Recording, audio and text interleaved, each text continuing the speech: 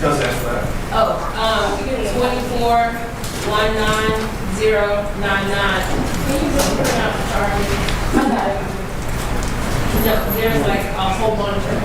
Yeah.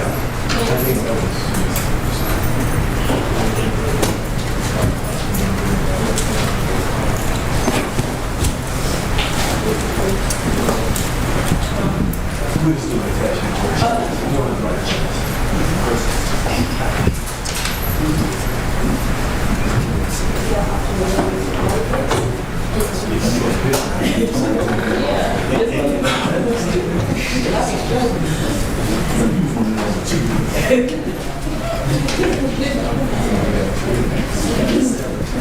Alright, hold on, give me 1 minute.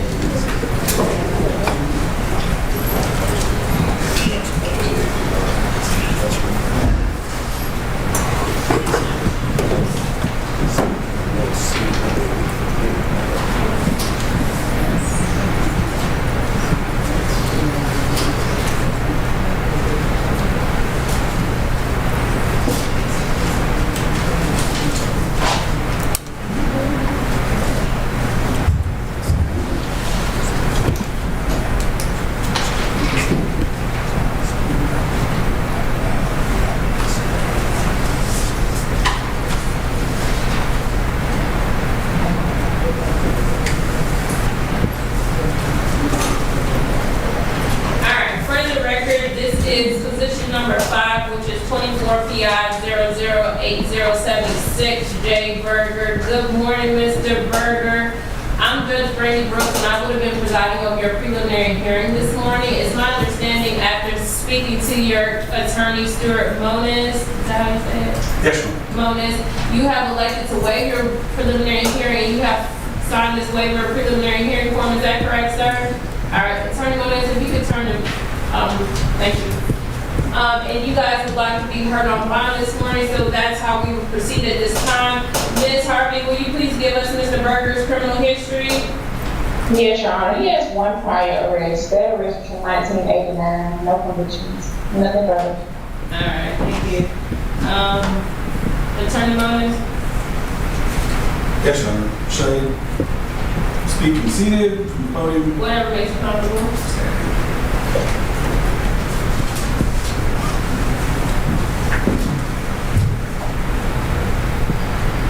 Your Honor, Dr. Berger is 70 years old.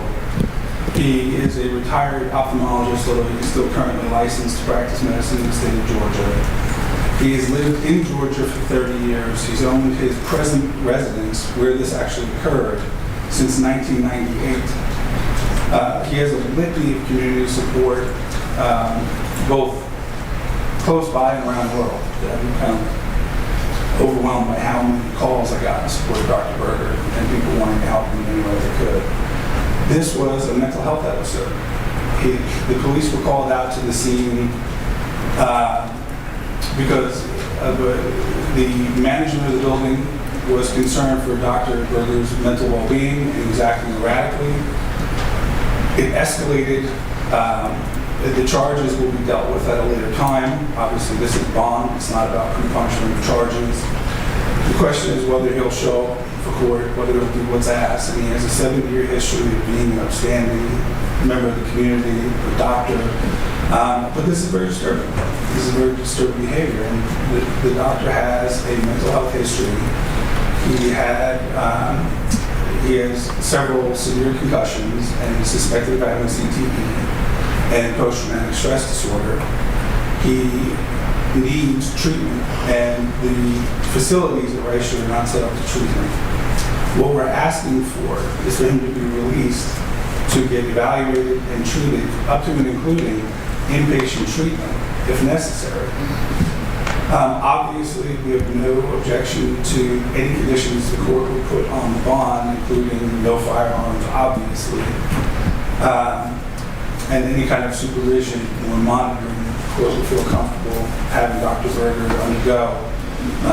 I have numerous witnesses who are here that I'd be happy to present to the court, or I'd be happy to proffer in my place what they would say.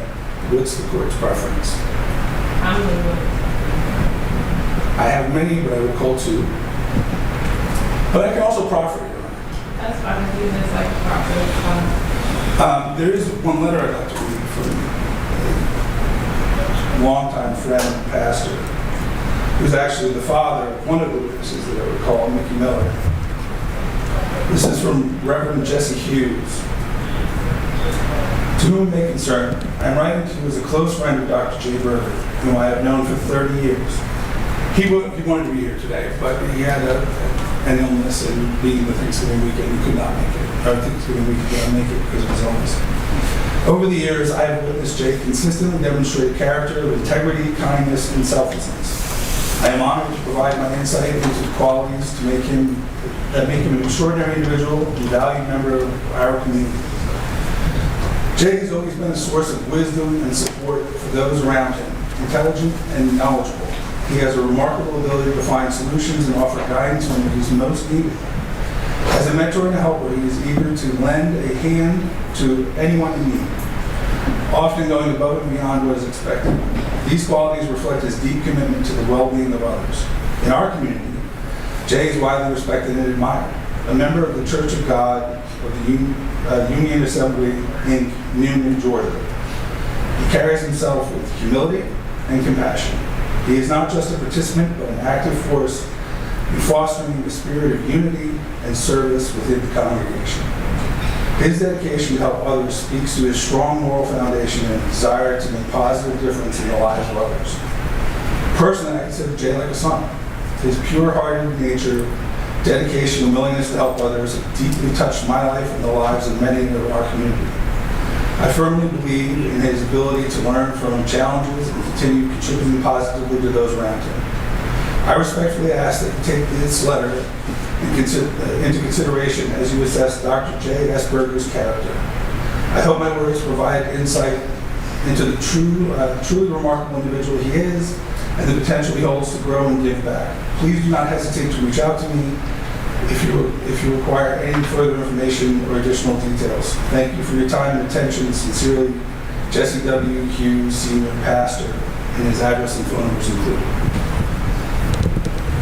Your Honor, this is indicative of everyone I've spoken to about Dr. Berger, including ex-girlfriends and people who typically have every reason in the world to not speak well of him. This is an aberration in an otherwise exemplary life. And I asked the court not to let him languish in Rice Street, let him get out, get evaluated. We have a doctor set up to evaluate him, but it's difficult. He's, getting the access to his finances to retain the doctor, getting access to his resources is nearly impossible when you're in jail. And I asked the court to provide a reasonable bond and give conditions such as even an ankle monitor if the court requires it. But no firearms, get evaluated by a mental health professional within 10 days, and be agreeable to any treatment that's recommended by a professional.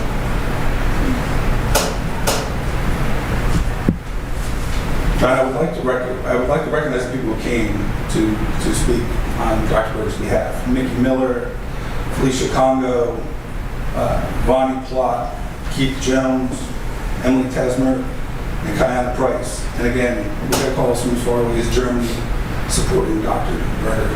And he really has an impressive group of friends that were willing to speak and do anything for him and support him in any way. And everyone, to a person, has stated if he needs anything, a place to stay, ride to court, support in any way. They absolutely will provide it. Many folks expressed regret because the day that this occurred, he reached out to many of the folks that he knew, and they weren't there. And actually, many of the folks feel like they could have made a difference if they had been there to feel those calls. Because Dr. Berger was clearly in distress. It's clear from the warrants. This is very serious. But it's also completely against his character. One doesn't go 70 years and then all of a sudden break bad.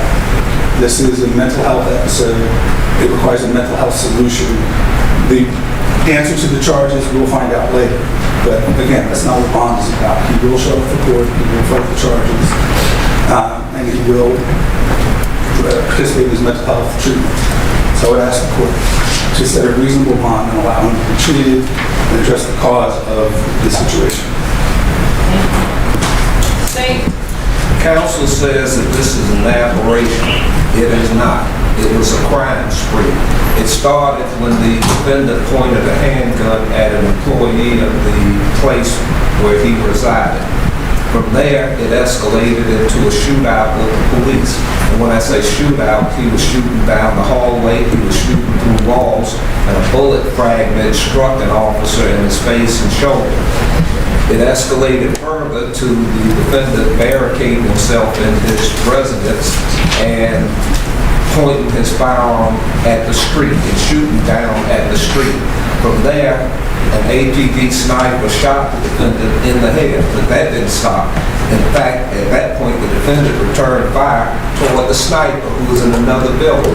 So, like I said, this was not an aberration. This was a crime spree. This was dangerous behavior. No one died through the grace of God, but the defendant has shown he's dangerous and a threat to the community. The state is opposed to bond. Thank you. Your Honor, may I respond briefly? Okay. Mr. Turner raises an excellent point. After my client was shot in the head, any rational person would have ducked because a sniper was shooting at their head. He began throwing things over the balcony in full view of the sniper who had previously shot him once. This is a mental health crisis, and it needs a mental health solution. Thank you. Everybody in the lockup needs mental health solutions. There's no difference here. Danger and threat. Okay, so we're not going to go back and forth.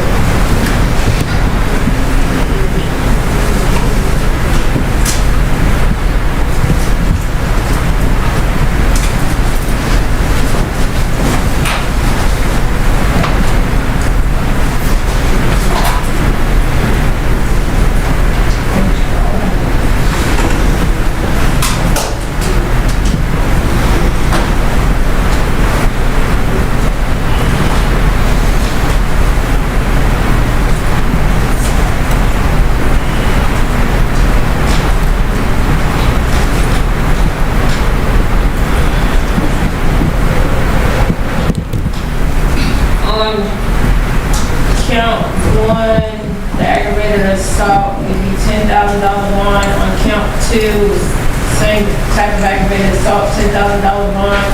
Count three, $10,000. Count four, $10,000. Count five, possession of firearm during $5,000. Count six, 6, the willful obstruction of a law enforcement officer. It'll be $5,000 on the aggravated assault. It'll be $25,000 on the aggravated assault. It'll be $5,000 on the other. No, I'm sorry, 10. Sorry, 10,000 on that. On next count of aggravated assault, $10,000. So there are two charges of possession of firearm during the commission of. Yes, Your Honor. And that'll be another $5,000, and then on the willful obstruction of law enforcement officer, it'll be $1,000, so that's 10, 20, 30, 40, 50, 75, 85, 95. It's 101,000, but that's the math you got as well? Yes, Your Honor. Dr. Berger is to have no weapons, no replica weapons, no drugs without a valid prescription, no alcohol. He is to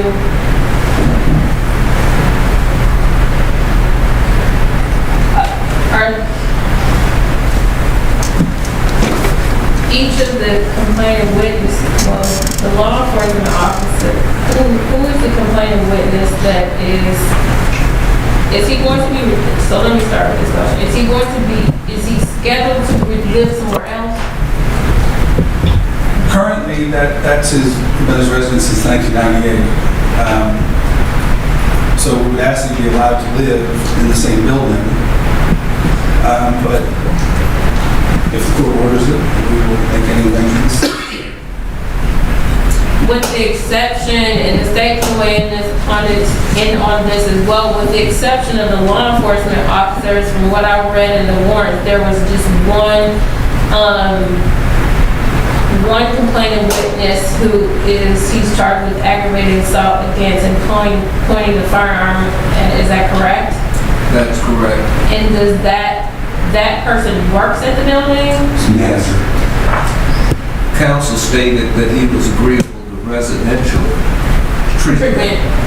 He shouldn't be out on the street. He shouldn't be in that apartment. He should be under strict supervision someplace. Again, we're totally opposed to that. I understand that, and I get your argument, but it also has to be coupled with the counterbalance to that is Dr. Berger doesn't have any criminal history dates, but he has one arrest from 1989, and When you shoot up the police, that's a different 2004. story.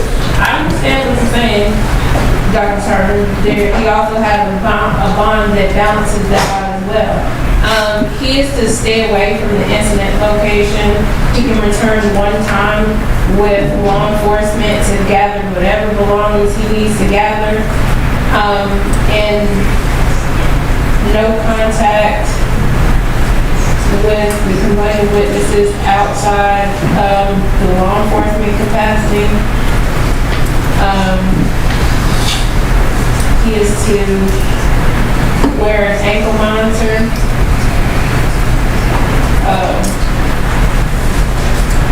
To be paid for by the defendant. He will also have a 24-hour curfew. With the exception of legal, medical,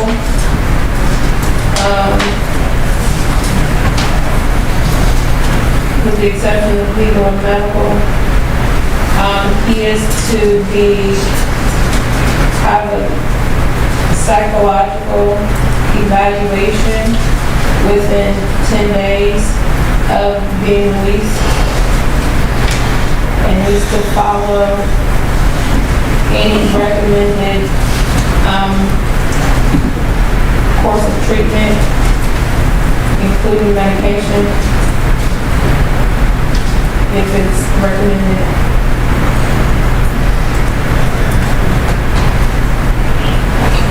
I do understand the state does oppose it, but based on what the restrictions the court has put in place, are there any other restrictions that the state would like to be imposed? None other than the Fulton County Jail. Thank you. That'll be the order of the court, and Dr. Berger and Attorney Gomez can be excused at this particular time. May I ask for one modification, Your Honor? What is my In addition to the exceptions for legal and medical, may he also have the ability to go to church once a week? Where does he attend church? It's in Newton. It's the Church of God of the Union Assembly in Newton.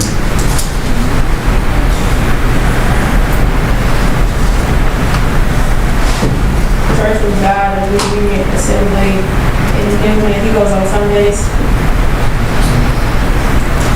Yes, Your Honor. I think there are other days that he goes and helps out, but given the circumstances of the case, Right. the Sunday service is on. He can be allowed to attend church once a week on Sundays. What service does he go to? Do they have multiple services? 10 o'clock. He can attend church service at 10 o'clock on Sundays, and then he has to return back to, he will continue to be on a 24-hour curfew. And that will be the order of the court. You're welcome to be excused at this time. Thank you. Yes. You said position number 4. You see what?